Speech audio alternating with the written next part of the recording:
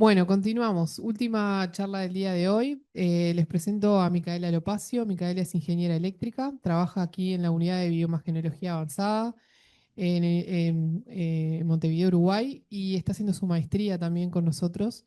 Y bueno, nos va a hablar ahora sobre las cámaras y la imagen multicolor. Gracias, Mica. Vale. Bueno, buenos días. Como ya les dijo Marce, vamos a ver ahora la clase de cámaras y multicolor imaging, donde vamos a hacer foco en 4 áreas. Primero que nada, les voy a explicar cómo funciona una cámara digital, o sea, la típica cámara que vamos a encontrar en un microscopio. Después de eso, vamos a ver los dos sensores más comunes que existen hoy en día en microscopía óptica, CSD y CMOS. Después les voy a presentar varios conceptos que quiero que les quede resonando en la cabeza, ¿ok? A la hora de poder elegir una cámara de calidad para su experimento. Y por último, vamos a hacer un pasaje a través de cámaras a color y monocromáticas. Entonces, la idea es, como ya repetimos varias veces, que en una clase de 40 minutos no pueden salir expertos en cámaras y no pretendemos eso ni mucho menos, sino que a la hora de diseñar el experimento puedan tener como una mirada crítica de qué cámara les conviene más usar y a su vez también tratar de entender qué está pasando, ¿ok? O sea, con esa imagen que ustedes obtienen, qué es lo que pasa detrás y a veces poder entender si está bien o no, ¿tá? Aunque con estas herramientas que les voy a dar. Entonces, primero bloque, cámaras.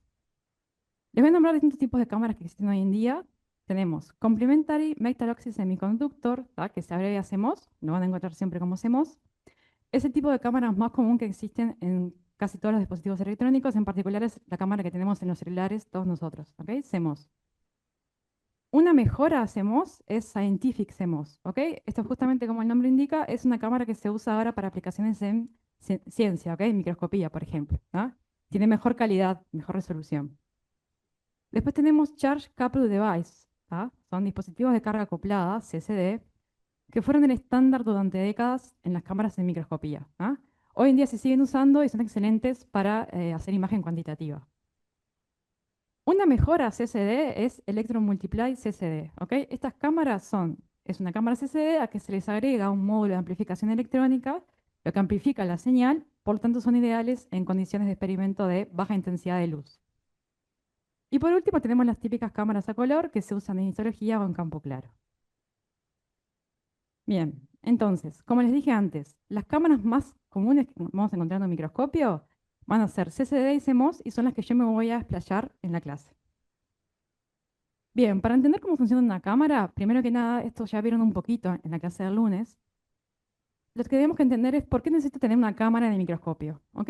Entonces, el objetivo de tener una cámara es básicamente, yo voy a partir de la muestra y voy a tener una imagen óptica, ¿ok? La imagen óptica es la que me da, como ya vieron, un microscopio, ¿ok? El sistema óptico del microscopio. Entonces, con la cámara, lo que nosotros quiero lograr es pasar de esa imagen óptica a una imagen digital, que yo después pueda medir y analizar y sacar resultados. Entonces, ¿qué era una imagen digital? Ya lo habían visto, ¿no? Pero hacemos un repaso y una imagen digital es básicamente un arreglo o matriz de píxeles, como ven acá, en donde cada uno de los píxeles representa un área pequeñita de la imagen de la muestra original, ¿ok? Se particiona, ¿vieron? Acá puede ser cuadrada o rectangular. Y justamente cada uno de esos píxeles tiene asignado un valor numérico, ¿no? En una escala de grises. Cuanto mayor es el valor numérico, quiere decir que más cantidad de fotones llegaron de esa área original, ¿ok? De esa región original de la muestra. Cuanto mayor es, más fotones, más blanco, más intenso, valor numérico más grande, que es como vemos acá, ¿ok? Esta parte que es blanca tiene un valor de 2,49, que es en una escala de 0 a 2,55 es el valor más intenso. Por el contrario, las zonas más oscuras, donde menos fotones llegaron, tienen valores numéricos más bajos. ¿Bien? Sí. Entonces, ¿cómo funciona la cámara? Lo que tienen que entender es que independientemente del tipo de sensor que estamos trabajando, o sea, sin importar qué cámara de todas esas que yo les nombré vamos a usar, el principio de funcionamiento básico siempre es el mismo. ¿Por qué? Porque vamos a partir de fotones que son emitidos por la muestra biológica y portan consigo mismo información de color, intensidad y posición. Estos fotones van a llegar a la ventana del sensor, ¿ah? Como dijimos, SD o CMOS, y van a ser convertidos por un proceso que les voy a indicar a continuación a un valor digital. ¿Ok? Valor digital que les nombré recién, ¿verdad? Un número de 0 a 255. Luego ese valor digital va a conformar lo que es la matriz de números, ¿ok? La imagen de 2 dimensiones pronta para analizar. Entonces, ¿cómo yo tengo una imagen de calidad? O sea, ¿cómo me da la cámara una imagen de calidad? Les voy a decir rápidamente 3 parámetros que vamos a ver en profundidad más adelante. Primero que nada, la sensibilidad. La sensibilidad es qué tan bueno es mi sensor en detectar señales bajitas, ¿ok? Después el ruido, lo vamos a ver también mejor, son básicamente fluctuaciones aleatorias que se suman, ¿tá? Se superponen a la señal buena y forman lo que se dice una imagen corrupta. Y por último, la resolución, que es un concepto típico, la resolución aplicada a una cámara es el detalle más finito, más chiquitito, que el sensor es capaz de resolver o de ver y de decir que eso es una entidad única. Entonces, lo que vamos a ver es que a menudo mejorar uno de estos 3 parámetros es a costa de sacrificar los otros dos. Por tanto, como lo voy a repetir seguidamente, elegir la cámara va a depender del tipo de aplicación que ustedes van a usar, ¿ok? Del diseño de su experimento. Entonces yo les dije, los fotones llegan al sensor y son convertidos a un valor digital. ¿Cómo funciona eso? Bueno, tienen que quedarse en la cabeza el concepto de fotodiodo. El fotodiodo básicamente es un tipo de detector hecho de silicio, ¿ok? Que es un metaloide semiconductor, que es sensible a la luz, ¿ok? El silicio ha revolucionado la industria de la electrónica y es uno de los elementos que está en casi toda la electrónica hoy en día, en cualquier dispositivo electrónico. Entonces lo que sucede es que los fotones van a llegar al fotodiodo y a través del efecto fotoeléctrico, que probablemente ya hayan escuchado, van a golpear la superficie del fotodiodo y van a desprender un electrón. Ese electrón desprendido por el fotodiodo se le llama fotoelectrón, ¿no? No es un electrón distinto, es el mismo electrón, pero para diferenciarlo de los electrones que quedan adheridos a la superficie se le llama fotoelectrón. Ese fotoelectrón, ¿tá? Que va a ser justamente es la carga es fotoelectrones en movimiento, ¿tá? Carga eléctrica siempre son electrones en movimiento. Esa carga se empieza a acumular, ¿ok? En la superficie del sensor durante el tiempo de exposición. Y luego es leída y se convierte al valor digital a través de la electrónica propia del fotodiodo. Entonces, ¿qué pasa? Los fotodiodos son elementos físicos y como elementos físicos no son infinitos. Tienen una capacidad máxima de carga eléctrica que pueden almacenar en su estructura, ¿ah? Eso se conoce como full well capacity. ¿Qué sucede? Cuando llega a tope, ¿ok? No puede almacenar más carga eléctrica, no puede recibir más fotoelectrones, se dice que el fotodiodo satura, ¿ah? Y ahí lo que pasa es que nos va a costar distinguir las zonas más brillantes de la imagen. Bien, entonces yo les dije, tenemos que tener claro cómo tenemos una imagen de calidad. Y para eso vamos a definir 3 conceptos. El primero de ellos es la eficiencia cuántica, que la van a ver a menudo como QE. La eficiencia cuántica es el porcentaje de fotones que son efectivamente convertidos en electrones. Porque no todos los fotones que llegan al fotodiodo liberan un electrón, ¿ok? ¿Cuántos fotones liberan un electrón? Eso es la eficiencia cuántica. Y lo que pasa es que cuanto más alta es la eficiencia cuántica, mayor es la colección de fotones para el mismo nivel de intensidad de luz. Y varía con la longitud de onda y la temperatura. Por otro lado, el ruido. El ruido ya dijimos, son fluctuaciones aleatorias que se suman a la señal. Y hay 4 tipos de ruidos que vamos a ver ahora: Poisson, ruido térmico, ruido de patrón fijo y ruido de lectura. Y por último, uno de los parámetros más importantes es la relación señal a ruido, ¿ah? Signal to Noise Ratio, que la van a ver siempre como SNR. ¿Ok? La SNR es el concepto es el cociente, perdón, entre la señal buena, digamos, y el ruido medido en electrones. ¿Ah? Entonces, típicamente en la práctica lo que vamos a querer es que, por ejemplo, si estamos haciendo imagen de GFP, de la proteína GFP, vamos a querer tener una SNR mayor a 10. ¿Eso qué quiere decir? Yo dije, ese concepto es el cociente entre la señal y el ruido. Si es mayor a 10, ¿qué quiere decir? Que el ruido es 10 veces menor que la señal. Ahí está. Entonces puedo separar lo que es señal de lo que es background. ¿Ok? Bien. Entonces, le dije, hay 4 tipos de ruido, ¿ah? Tenemos el ruido de Poisson. El ruido de Poisson es un ruido aleatorio estocástico que siempre está presente y es debido al arribo de fotones. Es inevitable. ¿Por qué? Porque es debido no a la construcción física del fotodiodo, sino que es debido a la naturaleza aleatoria de la luz. ¿Ok? Y es minimizable cuanto más fotones yo colecte. ¿Ok? Lo puedo reducir cuanto más tiempo esté exponiendo o cuanto más intensidad de luz. Por otro lado, tenemos el ruido de lectura. El ruido de lectura es una precisión justamente que ocurre cuando leemos esa carga acumulada y la pasamos a un valor digital. Por tanto, cuanto más rápido yo lea, el ruido de la lectura aumenta. ¿Ok? Y ahora, en cambio, con el ruido de Poisson, el ruido de lectura es independiente del tiempo de exposición que yo deje pasar. ¿Ok? Por otro lado, tenemos el ruido térmico. El ruido térmico justamente es liberación de electrones que ocurre debido al aumento de temperatura. ¿Ok? Cuando el chip está ahí trabajando a todo dar, empieza a calentar y ese calor hace que se liberen electrones que no son los electrones debido a los fotones. Entonces son electrones espurios. ¿Ok? Es ruido, básicamente. Lo bueno de este tipo de ruido es que se puede disminuir si enfriamos el chip. Y por último tenemos el ruido de patrón fijo, ¿ok? Que como el nombre lo dice, es debido ahora sí a a la construcción del fotodiodo. ¿Ok? Es una construcción física, cada fotodiodo tiene no son perfectos, ¿ok? Los hace una máquina, entonces hay un ruido que siempre es característico del chip. ¿Ok? Y va a estar siempre presente de igual manera, por eso es patrón fijo, entre las imágenes.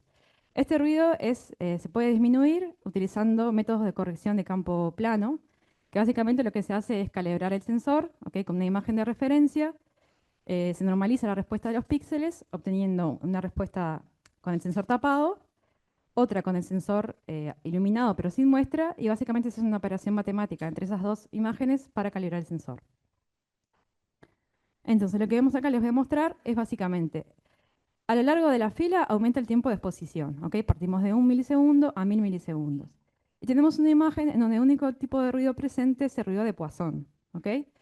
Entonces vamos a ver que a medida que aumenta el tiempo de exposición, la imagen mejora la calidad, ¿ok?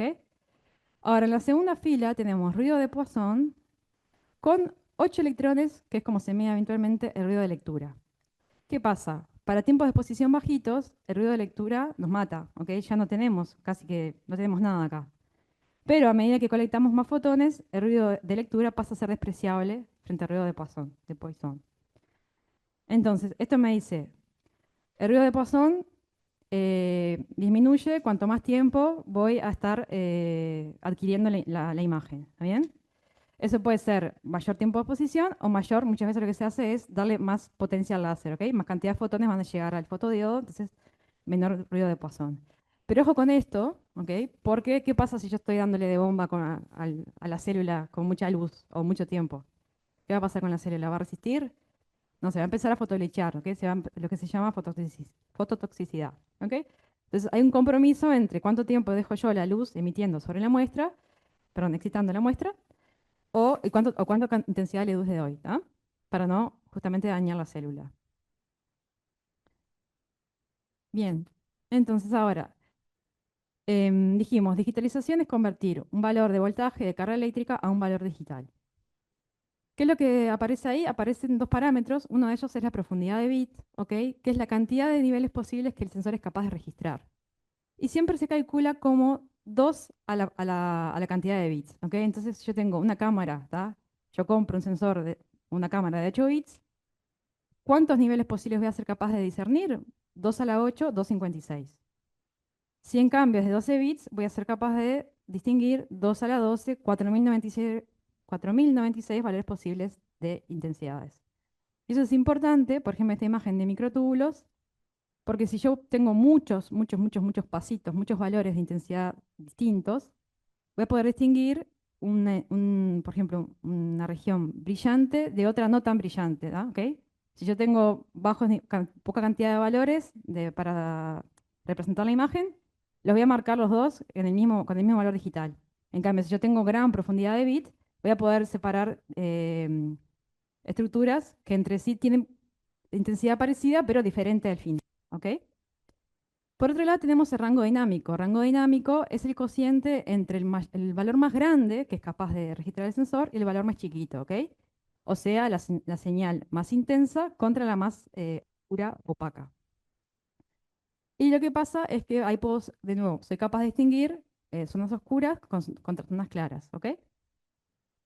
Y bueno, un truco, digamos, o un tip, un consejo es cuando estamos cuantificando intensidades, siempre conviene utilizar la imagen, guardarla nunca en 8 bits, sino en 12 o 16, ¿ok? Entonces, cuando al momento de guardar la imagen, recuerden por favor hacerlo en 12 o 16 bits.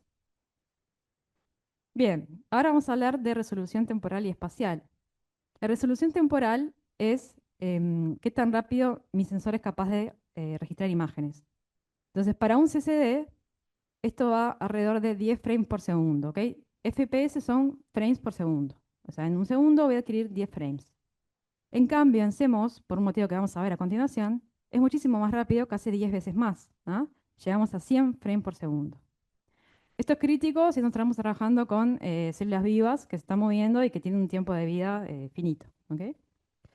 Por otro lado, la resolución espacial está seteada por el tamaño del píxel, ¿ok? El tamaño del fotodiodo. Y por el criterio de Nyquist, que ya vieron, lo mejor siempre es tener 2 píxeles por unidad de resolución, ¿ok? Y machear justamente el tamaño de píxel con el objetivo que van a estar usando. ¿Qué pasa si no? Bueno, justamente cuando ocurre el aliasing, ¿ok? Lo que pasa es que estructuras periódicas no están bien resueltas en la imagen final. Y esto ocurre cuando la frecuencia de muestreo es menor a 2 veces la frecuencia del espécimen, ¿ok? Entonces, lo que es aconsejable habitualmente es primero setear la resolución espacial, ¿ok? Con el tamaño de píxel y el objetivo, y después setear la resolución temporal según la velocidad que va a transcurrir su experimento, ¿ok? Según el tipo de células, si son células fijas, si son células que tienen cierta velocidad, ¿ok? Con eso seteamos la resolución temporal. Entonces, ahora sí, les estoy hablando de CCD y CMOS. ¿Cuál es la diferencia entre CCD y CMOS? En los sensores CCDs, lo que pasa es que todos los píxeles comparten el mismo amplificador, ¿ok? Y el mismo conversor analógico a digital, ¿ok? O sea, comparten toda la electrónica. Entonces, ¿qué pasa? Primero que nada, al tener un solo amplificador y un solo conversor analógico a digital, la imagen es uniforme en toda su extensión, ¿ok? Porque es uno solo el que me suma ruido. Pero la lectura es secuencial, ¿ok? Tengo que leer, como hay uno solo, tiene que trabajar por todos, va leyendo de a uno, ¿ok? Entonces, CCD es bastante lento. Eso es lo que va a pasar habitualmente. Por otro lado, tienen tamaños físicos de píxeles bastante grandes, entonces tienen gran capacidad de full well, ¿ok? Y gran rango dinámico.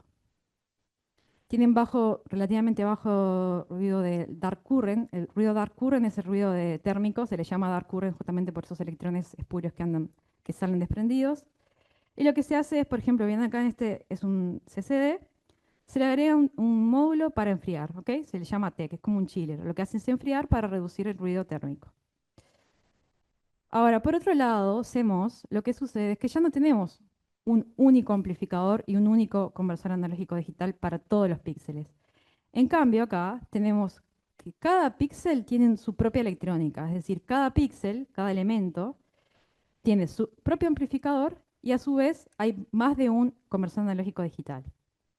¿Qué pasa con esto entonces? Bueno, ahora a diferencia de CCD, que era un único amplificador, hay varios amplificadores, entonces cada uno de ellos va a haber distinto tipo de ruido, ¿ok? Porque van a ser distintos, o sea, se van a construir diferente entre sí. Entonces, ahora ya la imagen no es tan uniforme como en CCD. Pero la ventaja de CMOS es que, ¿qué pasa? Como cada uno tiene su propia electrónica, es muchísimo más rápido porque la lectura es simultánea, ¿ok?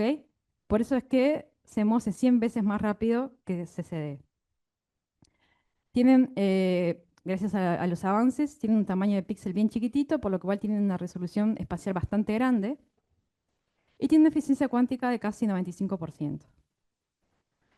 ¿Qué más?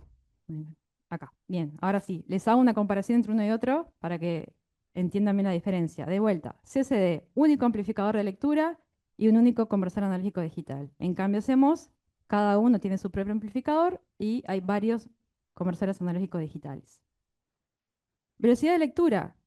CCD se tienen que ir de a uno, ¿tá? Es lento. CMOS se paraliza el proceso, se leen simultáneamente, por tanto es mucho más rápido. Dijimos 10 frames por segundo contra 100 frames por segundo. Ruido de lectura.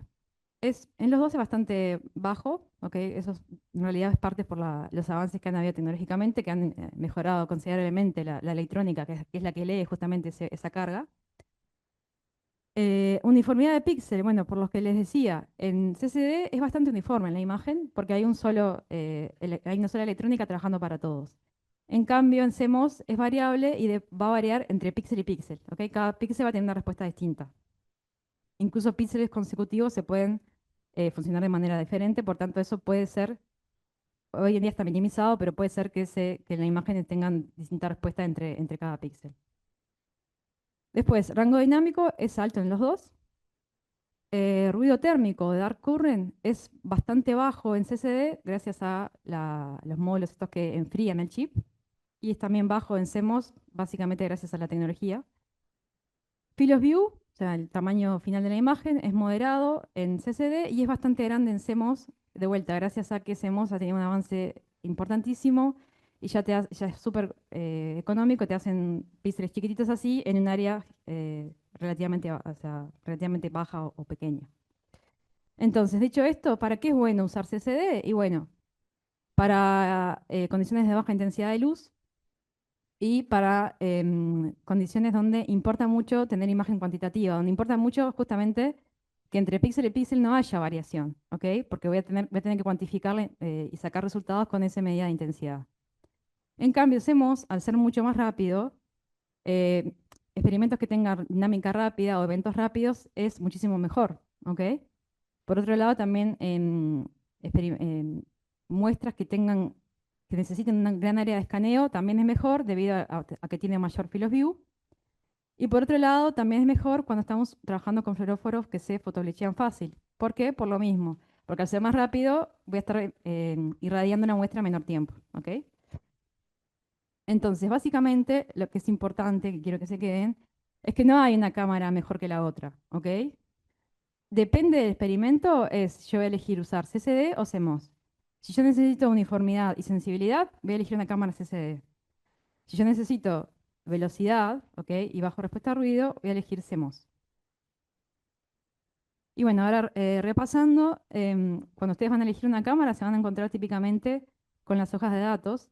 En las hojas de datos van a ver todos los parámetros que yo que les fui tirando así, rango dinámico, cuánto efficiency. Se los fui tirando no a propósito, sino porque después lo van a ver todos acumulados en las hojas de datos, ¿ok? Van a ver quantum efficiency, que está por acá. Ahora está tan chiquito que no lo veo. Después va a estar bit depth por acá, profundidad de bit, pixel size por acá abajo, resolución, image speed y full white capacity. Todo eso va a estar definido en el sensor que ustedes compren, consigan o tengan en el laboratorio disponible. Bien, ahora sí, cámaras a color. ¿Alguna pregunta de esto? ¿No? ¿No? Bien, sigo. Bueno, ¿qué es lo que pasa? Básicamente estos sensores que yo le estoy nombrando no son sensibles por sí mismos al color, ¿ok? No son capaces de distinguir colores. Entonces toca ayudar al sensor, le tengo que interponer algo que me pueda decir, ok, si esto es verde, esto es rojo, esto es azul. Entonces lo que se hace es justamente interponer filtros en la ventana del sensor, ¿ok? Y hay dos maneras de hacerlo. Uno de ellos es usar filtros externos, ya nos habían comentado por ahí, es, por ejemplo, un caso de ellos es usar una rueda motorizada, ¿tá? De filtros RGB, donde básicamente la rueda o turret se llama, empieza a rotar frente a la ventana del sensor, ¿ok? Entonces, ¿qué pasa? Preservamos, mantenemos la resolución espacial, ¿ok? Porque básicamente estoy interponiendo el sensor, perdón, el filtro en la ventana del sensor. Pero esto es lentísimo, ¿ok? Porque va a depender de qué tan rápido pueda mover yo esa rueda de filtros, ¿ok? Por otro lado, tenemos lo que se llama el diseño de tres chips, y acá se usa un beam splitter, ¿ok? Un separador del beam, en donde lo que hace es separar el beam original en tres caminos ópticos, ¿ok? Uno para rojo, otro para el verde y otro para el azul. Y cada uno de esos beams separados van a llegar a un CCD especial, ¿ok? Dedicado especialmente para ese sensor. Entonces, ¿qué es lo que hago acá? Es, de nuevo, preservo la resolución espacial y lo que hago es tener muchísima más velocidad, porque ahora en realidad no hay nada que se esté moviendo mecánicamente, ¿ok? Sino que simplemente la luz llega simultáneamente a los tres CCDs. Pero ¿qué pasa? Al dividir el lazo original en tres caminos ópticos, estoy perdiendo cantidad de intensidad de luz, ¿ok? O sea que lo que llega al neto a cada sensor es menor que el original. Por eso se pierde sensibilidad. Esto es de nuevo lo que les acabo de explicar. Básicamente es un beam splitter que separa el haz de luz en tres detectores. ¿Ok? Bien. Ahora, en las cámaras a color la solución más simple y económica es usar lo que se llama el patrón de Bayer. ¿Qué es el patrón de Bayer? Es básicamente una máscara de microfiltros, ¿ok? Que se colocan, o sea, es algo físico, que se coloca en la ventanita del sensor, ¿ok? Arriba del sensor. Y lo que hace es ponerse un lente que se llama microlente de menisco positivo para justamente focalizar toda la cantidad de fotones en esa máscara, ¿ok? Focaliza la luz en esa máscara RGB. Entonces, el patrón, lo van a ver ahora, de Bayer, la característica que tiene es que cada uno de los píxeles va a ser sensible a un color. Y el patrón de Bayer consta de 4 píxeles, donde 2 de ellos son verdes, uno es rojo y otro es azul. ¿Por qué es esto? Porque básicamente el ojo humano es más sensible al verde, simplemente por eso. Entonces, el 50% de la luz va a ser verde, el 25% va a ser azul y el otro 25% va a ser rojo. Bien, ahora, como les dije, el patrón de Bayer es una máscara física que se coloca sobre cada fotodiodo. Entonces, cada fotodiodo es sensible a un solo color, lo cual no es cierto, porque en la imagen original, o sea, en la muestra original, en cada punto de la muestra están todos los colores mezclados, ¿ok? Entonces, ¿qué se hace? Se utiliza un algoritmo que se llama demosizing. Básicamente se coloca una electrónica que se llama Digital Signal Processor, que lo que hace es tratar de averiguar los 2 colores faltantes utilizando información de los píxeles vecinos. Y es un algoritmo matemático que básicamente averigua interpolando, según el píxel el valor del píxel actual, cuánto pueden valer los adyacentes. Bien, entonces, en cuanto a cámaras a color, tenemos de nuevo Quantum Efficiency y rango espectral. El rango espectral es básicamente el rango de longitudes de ondas que mi sensor es capaz de detectar, ¿ok? La mayoría de los SDs cubren el rango visible que va desde 400 a 1100, ¿ok? Teniendo picos en 550 y 800. Por otro lado, la eficiencia cuántica, como ya les había dicho, va a depender de la longitud de onda. Y lo que ocurre es que en CCDs que se llaman front illuminated, ¿ok? Son iluminados desde adelante, la eficiencia cuántica más o menos anda en 40-50%. Esto se mejora hoy en día y ya llega a 60%. ¿Por qué es importante la eficiencia cuántica? Si yo tengo un sensor que tiene una eficiencia cuántica, por ejemplo, del 95% contra otro que tiene 40%, ¿qué quiere decir con el de 95? Que para la misma cantidad de fotones, perdón, la misma cantidad de luz, soy capaz de colectar el doble de fotones. ¿Ok? Por eso me va a decir que voy a poder estar irradiando mi muestra muchísimo menos tiempo y voy a tener una eficiencia de SNR mucho mejor, ¿ok? Relación señal a ruido. Por otro lado, existen CCDs que se llaman back thinner, que son iluminados por atrás. Y básicamente en este caso la eficiencia cuántica aumenta casi 90%. A su vez vamos a ver también que la sensibilidad y la SNR se puede mejorar reduciendo esos tipos de ruidos que yo les definí, aumentando la señal de intensidad, o también podemos elegir, independientemente del tipo de sensor, fluoróforos más eficientes. Bien, entonces, ¿cuál es la principal diferencia entre una cámara monocolor y una cámara color? Justamente la diferencia principal es ese patrón de Bayer que yo les describí. ¿Ok? Sin esa máscara física, que solamente es sensible a un color único, voy a permitir que más cantidad de fotones lleguen a la superficie del detector. ¿Ok? Porque ahora no tengo eso, está interpuesto ahí y me está limitando la cantidad de fotones. Por tanto, voy a aumentar la eficiencia cuántica y la sensibilidad. O sea que quiero que se queden en la cabeza que los sensores monocolor, monocromáticos, tienen mejor eficiencia cuántica, un rango espectral más grande, porque ahora no solamente estoy limitado a una única longitud de onda, y tienen más resolución espacial. ¿Por qué? Porque se acuerdan que antes el patrón de Bayer pone en 4 píxeles, interpone una máscara.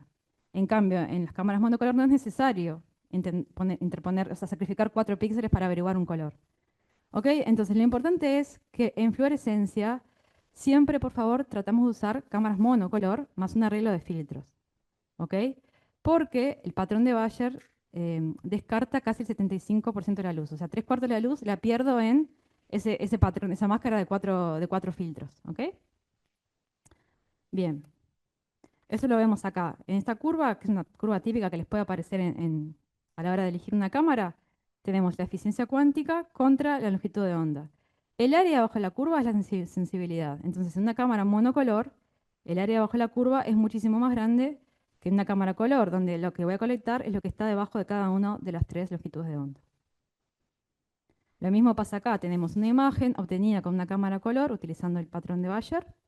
Se pierde un montón de resolución y sensibilidad. En cambio, usando el método de free shot, que ahora les voy a describir, tenemos bastante mejor resolución óptica.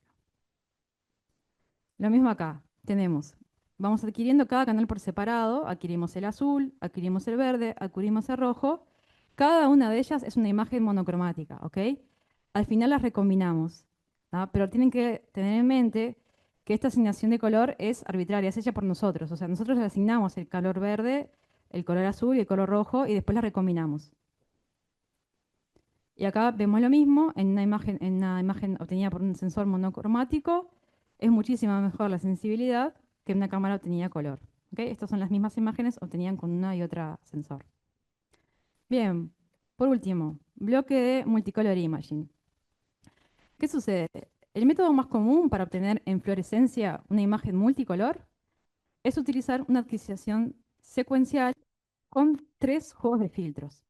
¿Ok? Entonces lo que se hace, como habíamos descrito hoy, es poner el filtro azul primero, ¿ok? El cubo, o sea, imagínense que es esa rueda que va girando, se posiciona frente a la ventana del sensor el cubo azul. Excitamos con la luz apropiada para el azul y colectamos el canal azul. Cambiamos, ponemos el filtro verde. Excitamos con la luz apropiada para el verde, colectamos el canal verde.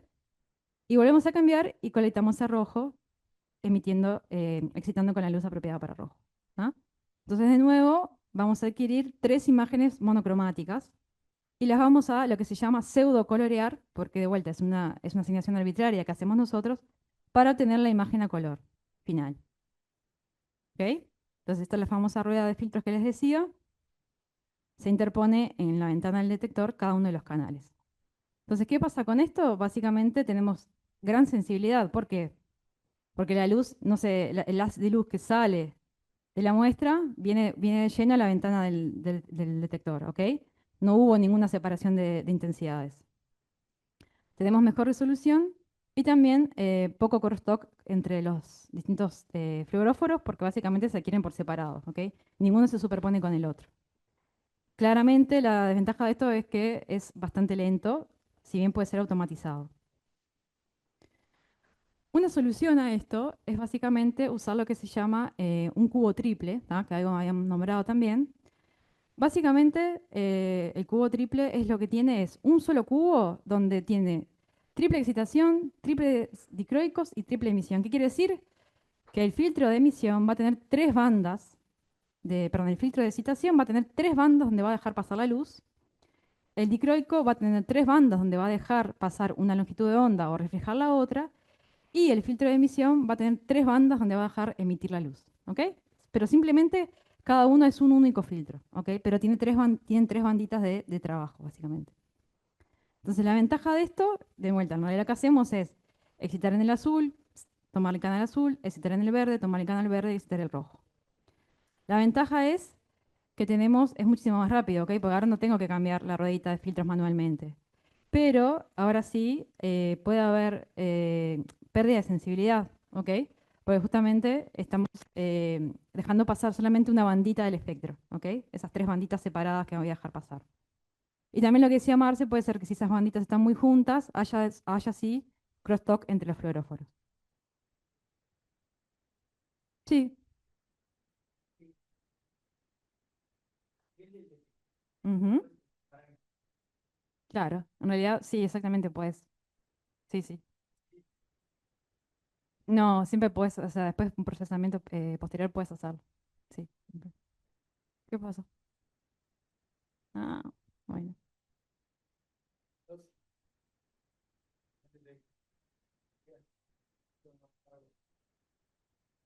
¿Te escuchó?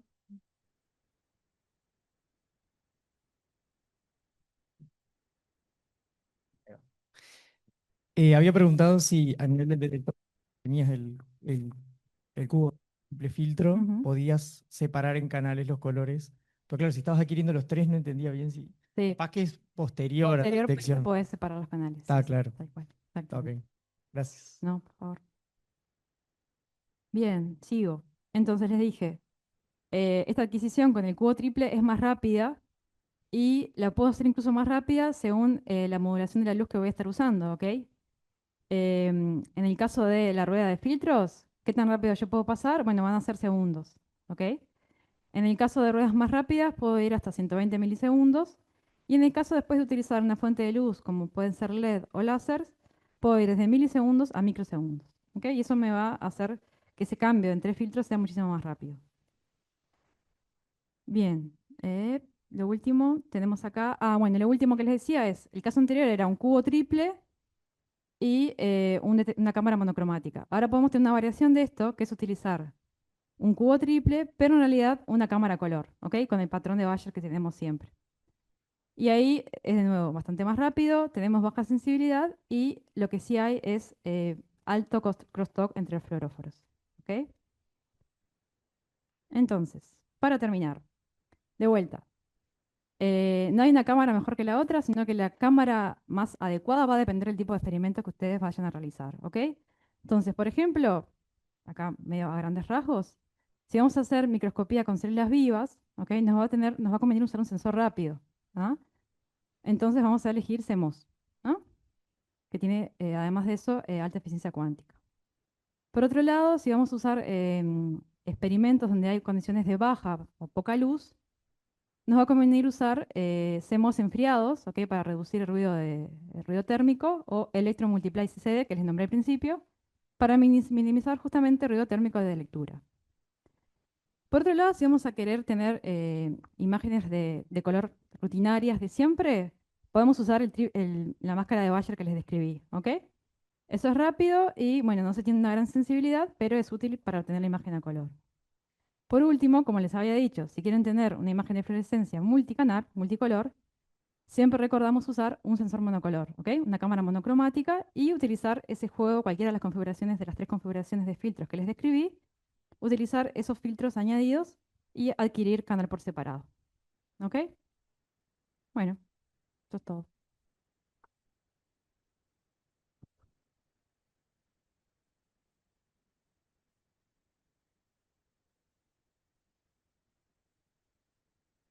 ¿Preguntas? ¿Me entendieron todo? Más o menos. Gracias, Mica. No, ustedes. ¿Alguna pregunta? Ah, bueno, Anthony. No termino de entender en qué contexto podés utilizar una cámara que sea color. Porque, o sea, A color, bueno, está perfecta la pregunta. Es que es lo que se llama, claro,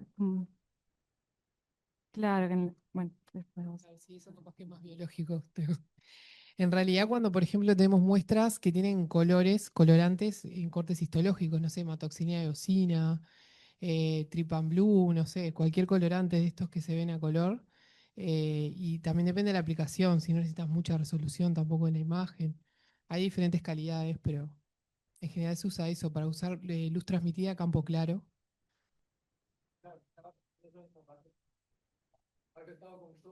Claro, lo dijimos en el contexto ahora de fluorescencia, entonces está Claro, bien, pero está bien tu pregunta y el comentario porque en realidad sí tiene sus aplicaciones la cámara color, pero la restringimos en el caso de la fluorescencia.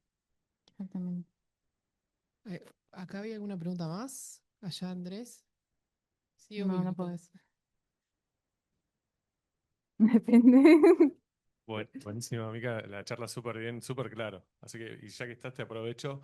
Respecto a la arquitectura, eso que habías mostrado, viste, del sensor color, siempre tengo la duda, Sí. la superficie que es electrónica, ¿esa área cuando cae un fotón ahí se pierde o es solo un diseño? ¿Vos decís cuando le interponés la máscara de microfiltros? No, Ah, bueno, pero por eso la máscara no está solo sobre la parte del sensor. Había otra diapo donde mostrabas que, ahí está, mm, ¿ves?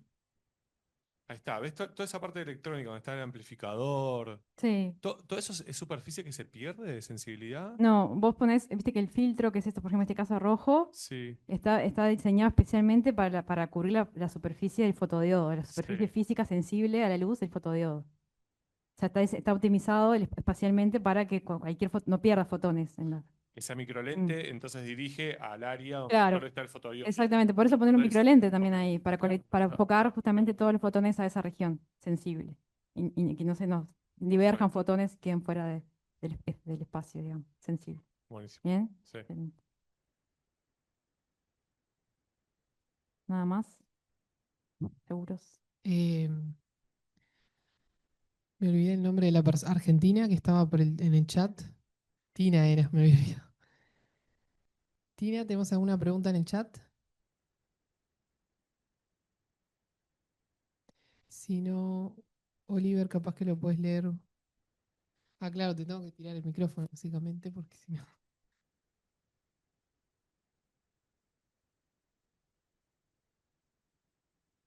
Bien. Marcos Rodríguez pregunta si en microscopía de campo claro, ¿qué beneficio tendría una cámara a color a una en blanco y negro?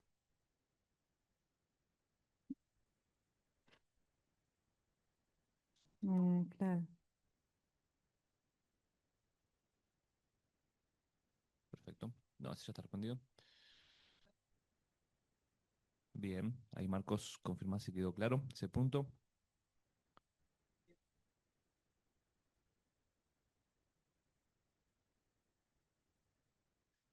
Bien, otra pregunta de Elsa. Si Mm. existe una relación calidad de imagen con respecto a los megapíxeles de la cámara, es decir, más megapíxeles, mejores imágenes, sean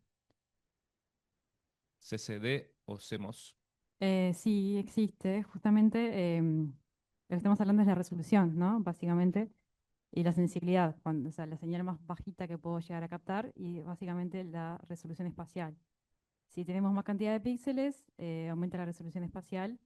Y lo que les había dicho en comparación, que ella pregunta ahí si en un caso u otro es mejor, lo que pasa es que hoy en día CMOS, justamente por los avances de la electrónica, hacen unos píxeles chiquitititos, ¿no? En un espacio bastante reducido. Entonces, al ser el píxel muy chiquito, la resolución espacial es enorme, ¿ok? Porque recuerden que el píxel es en realidad un punto de la imagen original. Entonces, cuanto más chiquito, más es menor es el artefacto que yo voy a poder captar. Y además, al tener menos tamaño de píxel, en la misma área, ¿ok? En la misma área efectiva del sensor, puedo tener más particiones, o sea, más píxeles. Por tanto, si es megapíxeles, es muchísimo mejor la resolución espacial. Bien, a ver si quedó con eso Elsa. Y por último, pregunta, comentario, ¿qué es el tiempo de exposición o cuál es el principio de... Básicamente es el tiempo que vos estás recolectando fotones, exactamente, ¿está? Recuerden que el fotodiodo es un detector que va a estar acumulando carga eléctrica y después la va a convertir en un valor digital. ¿Cuánto tiempo está colectando esa carga eléctrica? Es el tiempo de exposición. ¿No? Bien.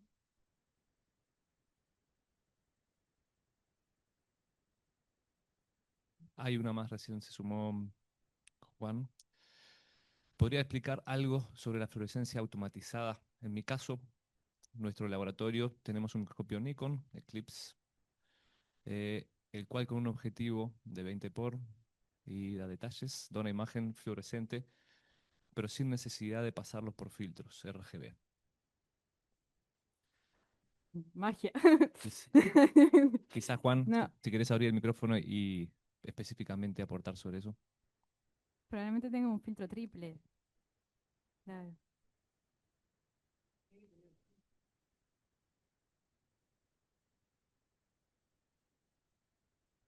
claro. Hola, buenos días a todos. ¿Me escuchan? Sí. Sí, lo que pasa es que en mi caso, en nuestro laboratorio, tenemos ese microscopio y es una confusión que tenemos en nuestro laboratorio porque, digamos, uno en el laboratorio, en el microscopio, a veces suele como experimentar cierto tipo de filtros, ¿no? Y precisamente colocando esas especificaciones que puse en la pregunta, da una imagen que asemeja mucho a fluorescencia. De hecho, voy a subir una imagen, pues si de pronto la pueden ver o compartir, para que, pues no sé, o sea, en ese caso me genera mucha duda. Por cierto, está perfecto el curso. Muchísimas gracias a todos, a Lavi, a todos los organizadores. Me ha servido de mucho. Y saludos desde Colombia. Bien. Mi queda la duda, tenemos que entender un poquito más, que lo podemos ver después igual, si es un microscopio efectivamente de fluorescencia o es que simula una fluorescencia. Sí, lo que podemos hacer, perdón, me olvidé de tu nombre. ¿Cómo se llamaba? Juan. Juan, muchas gracias.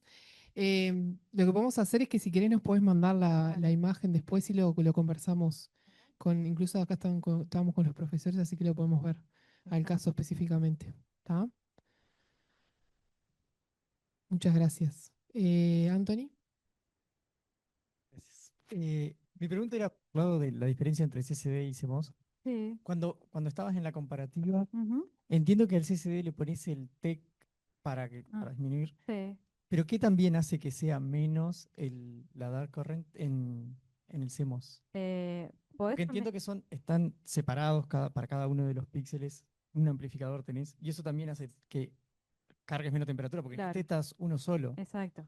O sea, ¿y en este no tenés que enfriarlo o sí? ¿Podés? No, no es un impedimento, podés, pero justamente es de vuelta.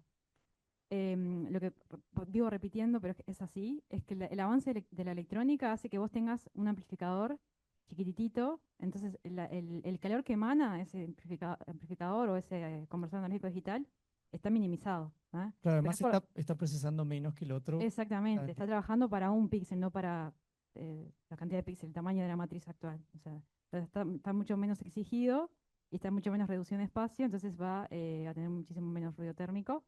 Y lo mismo con el ruido de lectura, porque viste que vieron que les dije.